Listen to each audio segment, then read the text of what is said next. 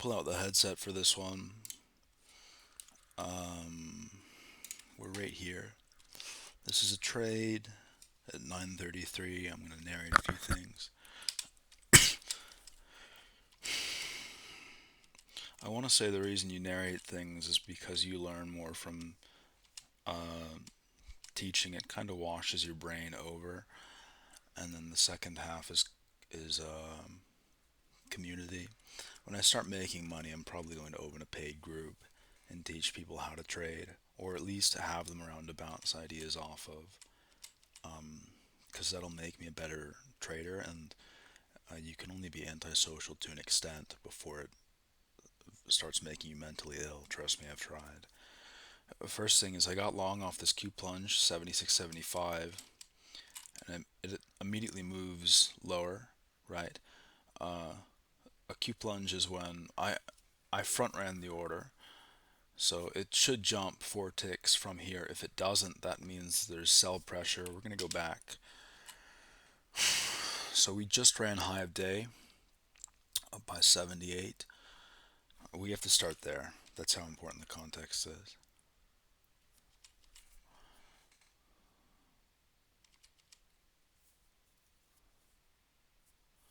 I want to say we ran high of day. Yeah. So high of day is 76.50. There's an auction there. It's two-sided. Notice how price is sitting between 75 and 75.50. We jump into these thin spots. They sell off, and then buyers kick in at 75.75. See how high the tape is? Those aren't. They might be breakout buyers, but typically it's somebody getting liquidated. And then at 76.75, they dry up. There's a 9, a 6, and a 2. And you'd think value is building, but 13 hits at 76 even, and it's rewarded, right? Okay, now these people get liquidated, and the tape dries up again, then it's going to be a reversal. They get liquidated again. There's a plunge at 77 there. That would be a good short. 77, 75 down to 77. Did they fill?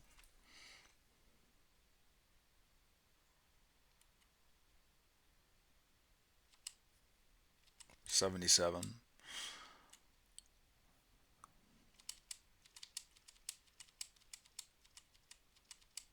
Okay, so it was a spoof. It disappeared.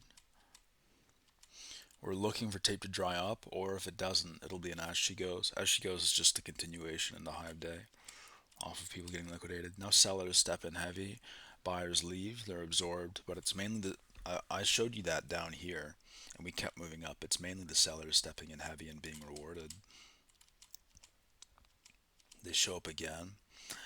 There's a turn, and it's 9:32, so you can't really gauge weakness or strength by the bid ask flickering. It has to jump 3 ticks, which is what it did. It also jumped 3 ticks on sellers, and they're actively being rewarded rather than faded, which tells me there's strength to the downside. The Q pulls, and then buyers hit up here. Trying these are late breakout traders presumably, and they get absorbed this time, and then we move lower again. But the difference is now there's strength on the sell side on the Q. The difference is there are less sellers here now. Price slips a tick and only 9 trades at 77 before we move lower, 22 and 16. That's really good news. That tells me the passive market is sensitive to the passive market, the market makers are sensitive to sell side flow, and so there's weakness there. You're gauging weakness. The term is emergence. It's emergent. Yeah, it's emergent behavior. What that means is if there are 55 market makers in the ES and however many thousands of participants, it's very rare that there's one person moving everything, though that does happen. So what you're trading is my window open. So what you're trading is emergent behavior. The cue pulling like that. First of all, the stepping in of sellers who initially moved it lower, and then the weaker stepping in of sellers, but the further increase in price movement by however many 55 market makers coming to the common consensus that price should slip a tick when filling less active sell orders tells me that there's weakness there. You're gauging weakness and strength based on emergent behavior. So that's a really good indicator. They hit 14s at 50, then 30 hits at 76.25. That's a bearish indicator. One, because there's an auction here. Even better would be if there were buyers here and they were absorbed. But somebody on the active inside prints is forced to move 30 at 76 at lower prices. They want lower prices and it's not rallying off of it. And then that combined with a previously thin spot on the profile, which has a recency bias. Recency bias is important, especially when trading immediately. The profile is also important. I learned this from Grady, John Grady, that what you want is directional flow from people who are forced to move, and that happens at the ends of the profile. So, what this looks like in real practice is there's a profile here. Yeah, something like that. There's going to be more directional volume here, which is what you're trading, and less here. So even though the previous profile looks like this, the actual profile, the present day profile that really matters, the active one you're trading, all of the value is like right there. So you should only trade the inversions of previous price action. Anyways, I stole an anyways, my cousin has an Adderall script.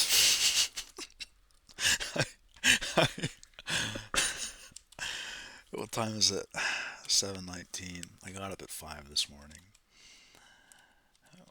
We're going to get to this trade, but that's how we got here. Notice there's active selling now. I'm not so much concerned about price stopping at 76 because it's in a thin spot. It stops and there are still sellers and they're being rewarded. Price jumps 3 ticks again to the downside. This is a good return pullback short off of the high of day. I fully agree with this trade. I wrote it down in my notes. Yeah.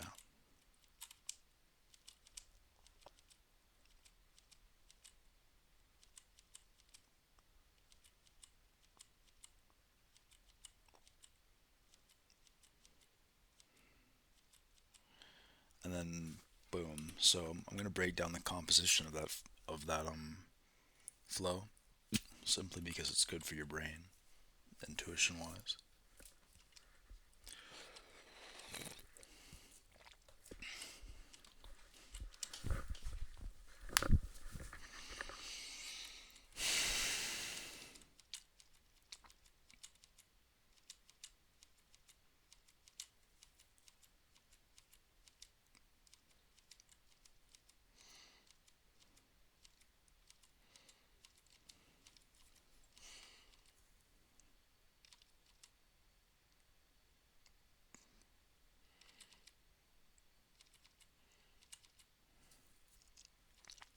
I pulled the order first time. I ignored that one. We're in a thin spot here. Notice how 598 and 545 left side at 75, 75, and 76 build up. We're going to go backward. That's why the profile is pink, so I can see it doing that. See, I can look at the inside prints for an auction, which is important, but in the periphery, it's also good to see the profile thicken up. It goes from 76 even and 76.25. See how it thickens up there? That means value is building, and the fact that value built and we have lower prices from active participants tells me that we're moving lower. Okay, tape dries up right there, which is kind of an unnecessary nuance. But there's still a 17 there, and value is shifting lower. We're in a thin spot, which is good to trade. You shouldn't trade this if you're trading reversion. It's called a sucker stop. pull the order, 30 trades, and then we see big 53. So this is too fast for me to read. I'm just reviewing it. It's 75, 75. Um, but it only jumps 2 ticks. Do you know what I mean? And like the bid ask is intact, so they're willing to provide liquidity to 53 on the inside prints, and it's been rewarding like 17s on the ask. So there's sell side pressure there that's being rewarded. 24s. Tape dries up again there, so the auction should be shifting lower in a second. I pull the order again. This is too fast to read during the cash session, but it's worth reviewing anyways.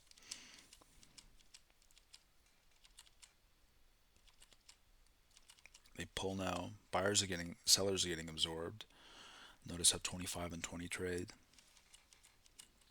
Okay, and then 52 sells in. Okay, the first part of the move is primarily active participant IP. I just call it inside print IP driven 52 and 14, 52 at 75. And then the queue pulls. They don't want to provide liquidity anymore, and we shoot lower. This is called a rotation. That right there, that 4 or 5 tick move. If I leave the trade on, I have to reassess and then wait for a second rotation and watch flow and order flow, because ES, which it can be the primary mechanism for price discovery, but the leading one in the indexes is actually the NQ, even though it has less volume, I believe, because of implied volatility and the fact that it's tech composites. ES still has underlying, and the flow comes from market makers, people who arbitrage and hedge. So even though it might be the primary price discovery mechanism, active participants hitting the order book only move price about 4 or 5 ticks at a time before the market snaps back and begins to price in value. So there's only a certain level of immediate, it's called reflexivity, when a market order hits. Let me make sure I'm not muted. It's called reflexivity when a market order hits. And oh, what I meant to say is, if you put in a market order or just an order period, you think you're capitalizing on some sort of move, but you actually become the move, and then the market reads you, and you help build the price action. That's what I mean by reflexivity. So, what I'm effectively trying to say is, if you're trading order flow in the indexes, there's more than one source of order flow, and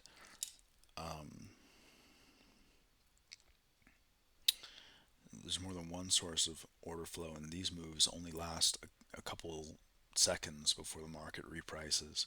So the top 500 companies could be at 70 even or 76.25, but somebody sold hard down to 74.75 in the S&P 500. I mean, in the futures, and that's why it jumped. So it could snap back. Generally speaking, when you're scalping,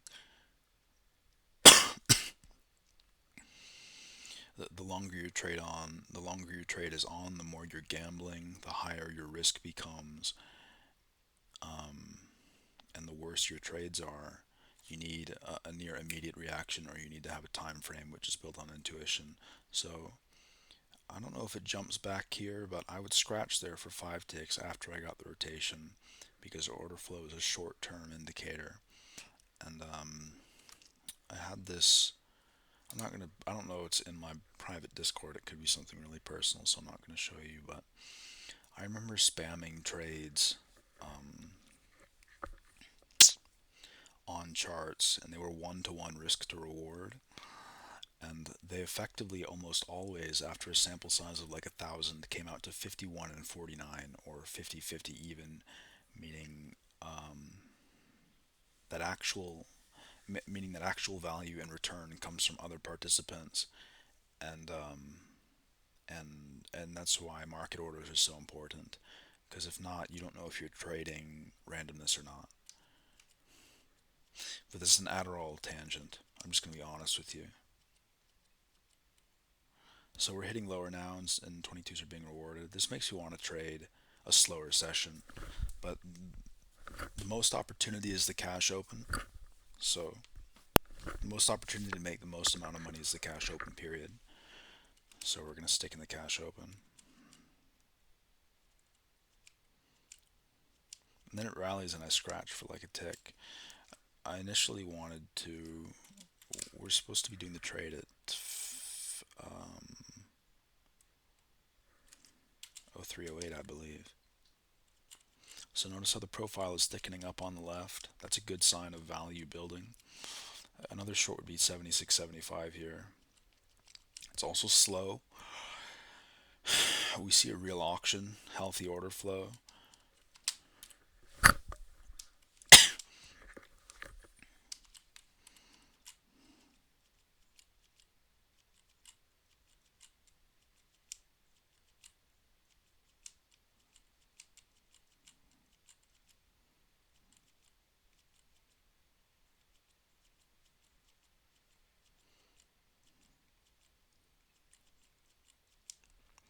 So the auction's between 74.75 and 74.25, and then 76 and 75.50, and the thin spot is 75.25. That's just like a noise observation.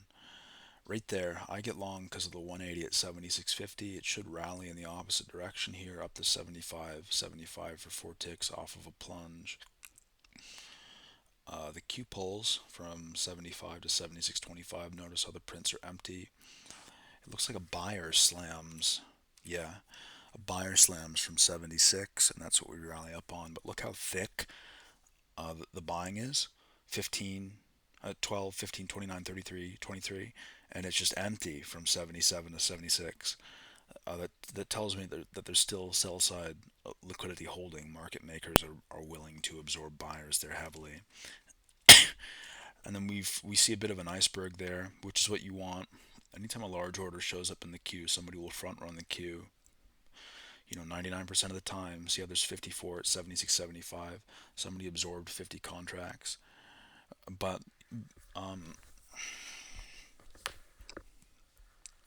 the S&P 500 is so different now from 10 years ago that if you watch any order flow on icebergs, it's basically irrelevant. For the most part, there are icebergs and there's big absorption, but then it runs them over. Context is more important than the large order for the most part. Specifically, when talking about icebergs or meta orders, quote unquote meta orders, there's so much volume in the cash session that it's really hard for one person to move it, and also something called price dilation. The higher the price of the S&P 500 gets, the more money it takes to move, and the less money people have. Like, it's hard to move the ES 2 ticks when it sits at 7,000, and it's easier when it's 2,500. See the 185 trade? This trade is over. I should get out. It doesn't matter. Let me heavily specify this because we were talking about variance and returns. I don't care if I win or lose the trade. You have to get in on a binary signal. If it went in my favor, it would be completely random, and you don't want to trade randomness at all. It just messes up your equity curve and turns you into a gambler. I got in because the large order is gone. It got filled. Moreover, it got filled, and price hasn't moved up, and there's first of all this big absorption of liquidity from buyers on the inside prints 1, and then 31 hits and nothing moves. That's even worse. It tells me that sellers are willing to provide liquidity in the thin spots to defend the high of day, even though high of day is right there. I'm just calling this high of day. So that's horrible. That's terrible. How to go long.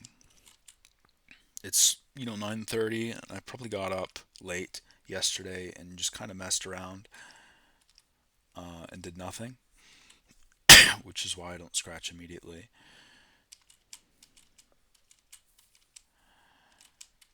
15, 26, and now sellers are hitting. The move is over. We're also in the thin spot, which is easier for price to move from a historical perspective. 31 trades. Time to get out. What I meant to now, this is what we're highlighting is the healthy walk down from 76.50. See how it's slow, and then there's an auction at 75.50. We're back into the thick spot of the profile, but the fact that first there was a strong signal of market makers sell side strength up here, heavy absorption, and then the slow methodical walk down rewarding of inside prints. I already wrote about that. I'm just reiterating it for my sake. Boom. And then tape speeds up and it pulls. So the odds that this reverts higher, I'm not saying it will, but the odds that this reverts back to 75.25 is higher than this entire thing being reclaimed based on order flow alone. And it does. It comes up to 25 and then forms another auction and stops there. So that's called, I'll just say it, it's called phantom liquidity or phantom auctions. You can trade a larger price action distribution here based on the profile, which is what this is. But if the inside prints are like this, and you see the bid ask sit at, let's say this is 76, the bid ask is sitting at 76 and it's just bouncing there, and there are buyers and sellers, regardless of whether the profile is moving, which it will anyway. Value is building here, and in the short term, that's a short term auction you can trade off of. If there are buyers and sellers here, value's building, the profile thickens here, and then if it moves lower and it sustains, if it moves lower and ticks back up, that's bad. But if it moves lower and sustains, that means value shifting lower. Real value, which is determined by volume. If it sits there and there's nothing there, it's a different story.